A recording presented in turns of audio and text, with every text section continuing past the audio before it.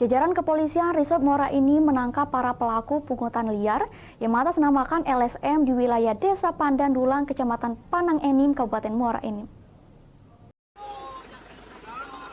Sempat viral video berdurasi 15 detik pemalakan menggunakan senjata tajam kepada sopir truk angkutan batubara yang melintas, membuat pihak kepolisian bergerak cepat dengan menangkap para pelaku.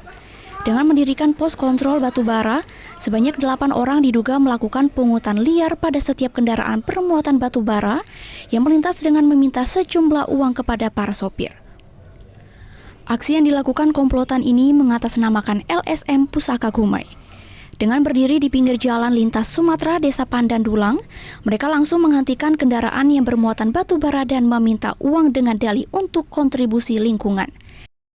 Ya, karena kita banyaknya laporan masuk ke laporan bantuan polisi, sehingga kita melakukan penegakan hukum, ya. Dan memang kita dapati mereka ini membuat menyalahgunakan posko LSM mereka untuk disalahgunakan untuk modus pungli seperti itu.